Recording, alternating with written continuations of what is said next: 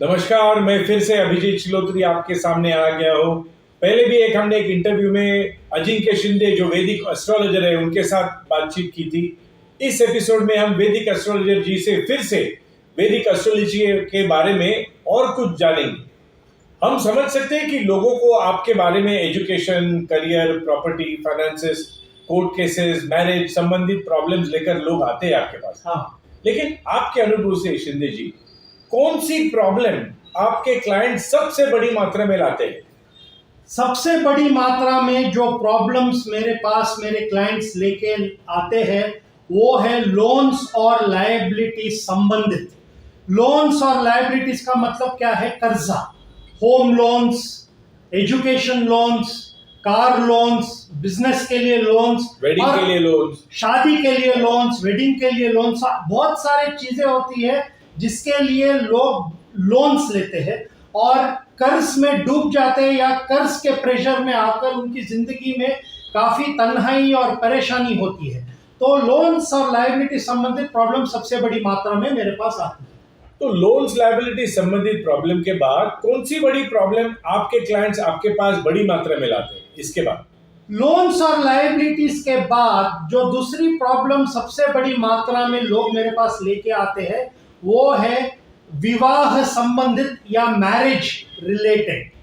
जैसे कि डिवोर्स का प्रॉब्लम होना, तो कई लोगों की शादी वक्त पर नहीं होना, लोग 35-40 की उम्र तक पहुंच जाते हैं, लड़के और लड़कियां, उनकी शादियां नहीं होती है, लव मैरिज भी नहीं होता है, अरेंज मैरिज भी नहीं होता है। बाद में कई लोगों के मैरिड लाइफ में एक्स्ट्रा मैरिटल अफेयर्स के सिचुएशंस भी आते हैं। कभी कभी हस्बैंड और वाइफ के बीच में अनेक कारणों के वजह से झगड़े होते हैं। तो मैरिज की जो क्वालिटी है या मैरिज में जो सुख शांति है वो आजकल उतनी दिखने को नहीं मिलती, लगता है कि लास्ट 10-20 ईयर्स से। तो मैरिज रिलेटेड प्रॉब्लम्स को बड़ी मात्रा में लेके आते हैं। लेकिन आपको नहीं लगता आजकल जो शासन ने सब फ्री खुला आम दिया है कि अनमैरिड कपल्स एक दूसरे के साथ लिविंग रिलेशनशिप में रह सकते हैं, उसके बारे में आपको क्या कहना है? देखिए, ये बहुत ही डिबेटेबल मैटर है कि क्या एक लड़का और लड़की लिविंग रिलेशनशिप में रह सकते हैं या नहीं, और ये एक कंट्रोवर्शियल सब्जेक्ट भी है। बट इसके लिए शायद आपके पास आते नहीं होंगे 35-40 इयर्स तक उनकी शादी नहीं कर दी, क्योंकि उनको तो ये आसान मौका मिल गया साथ में रहने का। नहीं, लेकिन मैं आपको एक बात बताना चाहता हूं कि बहुत सारे लोग जो लिव इन रिलेशनशिप में भी है वो लोग भी मेरे पास बहुत ही बड़ी मात्रा में आते हैं, क्योंकि एक दृष्टिकोण से देखा गया तो लिव इन रिलेशनशिप मैरिज की तरह होता है। मैरिज नहीं होता है लेकिन मैरिज की तरह होता है। और लिव इन रिलेशनशिप कपल्स में भी काफी सारे प्रॉब्लम्स आते हैं। मतलब बहुत सारे live in relationship couples split होना चाहते हैं, अलग अलग होना चाहते हैं, या उनके बीच में भी झगड़े बढ़ जाते हैं। जैसे कि किसी मैरिड लाइफ के लोगों में जैसे हस्बैंड और वाइफ के बीच में भी झगड़े होते हैं। तो live in relationship related problems को भी लेकर बहुत लोग आते हैं। क्या आपको लगता है कि सिर्फ आपके जो क्लाइंट्स है जो इंडिया में है उनके career, education, marriage, property, court cases, loans, इनके ही प्रॉब्लम होते हैं?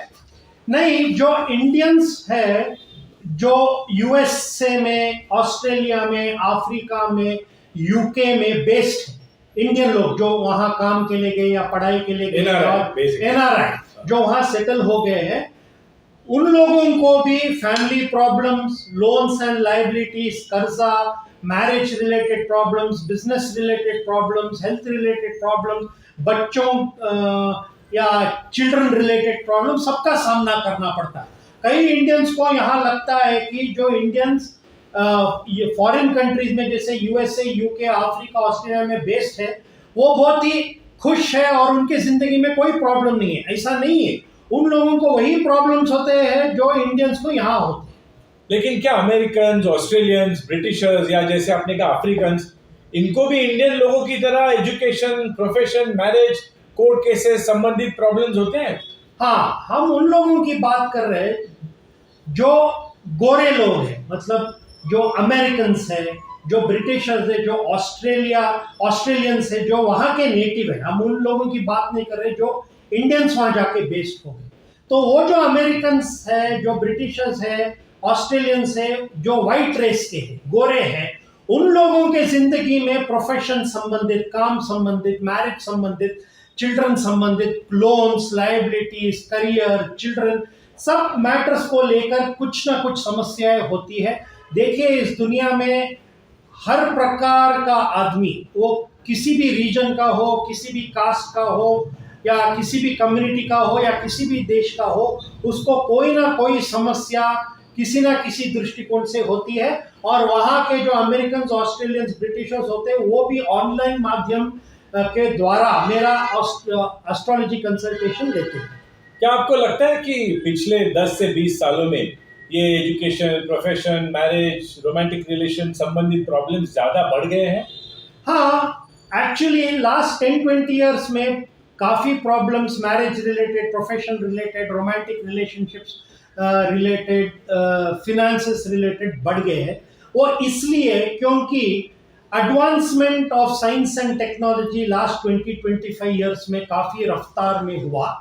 दूसरा क्या है कि ग्लोबलाइजेशन हुआ काफ़ी बड़ी रफ्तार में, इंडस्ट्रियलाइजेशन हुआ।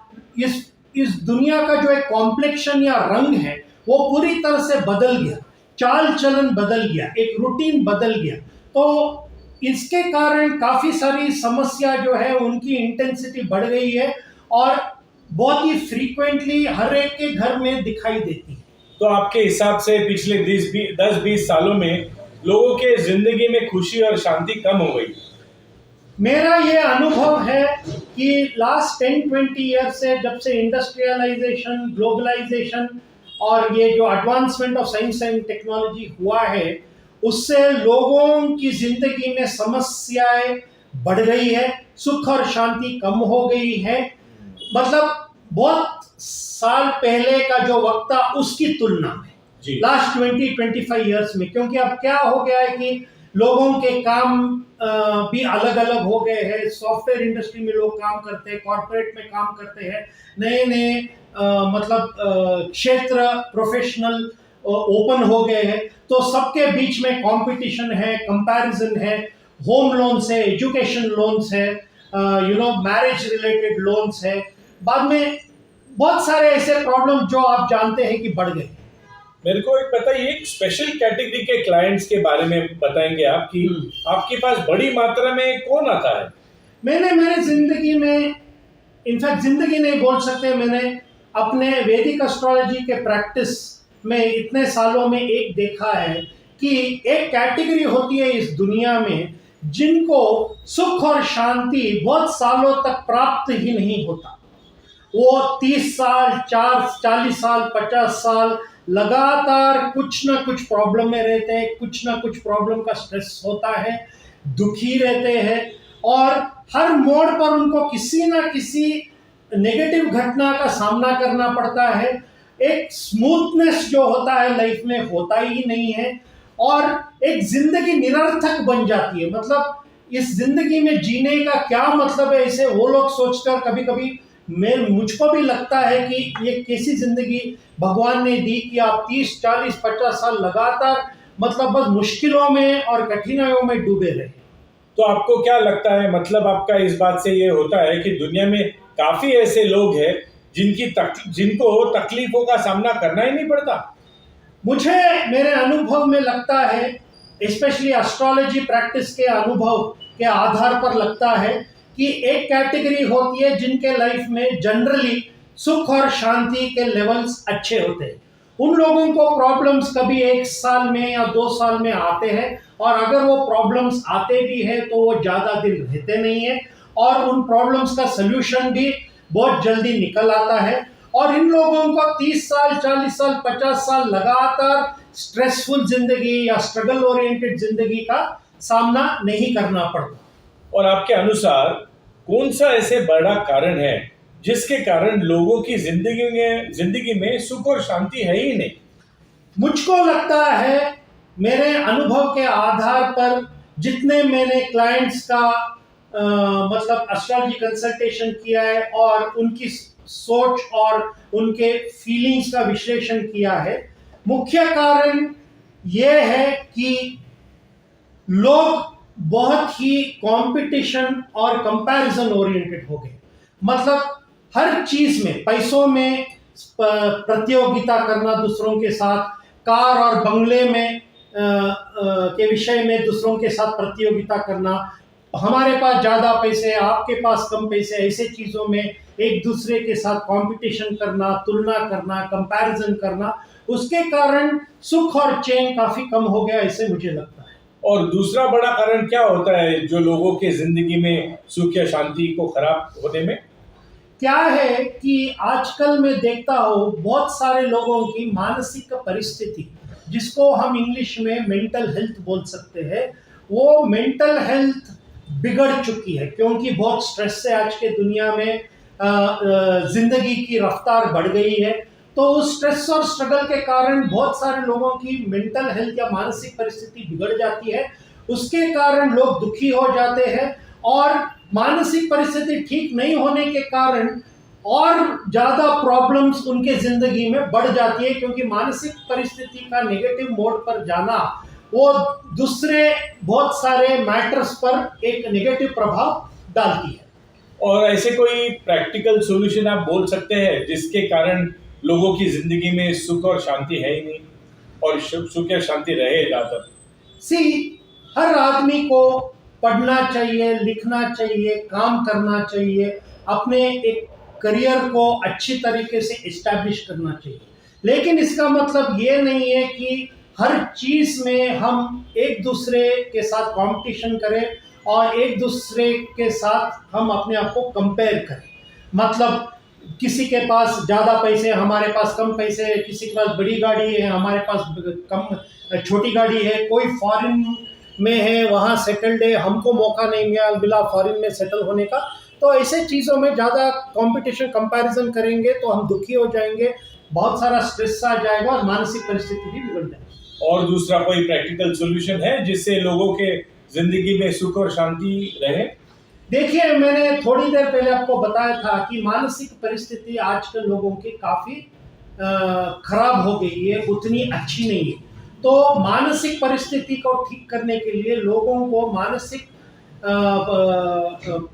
प्रोफेशनल्स या मेंटल प्रोफेशनल जैसे काउंसलर, साइकियाट्रिस्ट, साइकोलॉजिस्ट, उनके ट्रीटमेंट का हेल्प लेना चाहिए और अपने मानसिक परिस्थिति को संतुलन में रखना चाहिए। तब ही आदमी की एक जो क्वालिटी ऑफ लाइफ है वो काफ़ी हद तक इम्प्रूव हो सकती है और आदमी के सोच में क्लैरिटी आ सकती है और आदमी अपने जीवन को बहुत ही अच्छी तरीके से व्यतीत कर सकता है।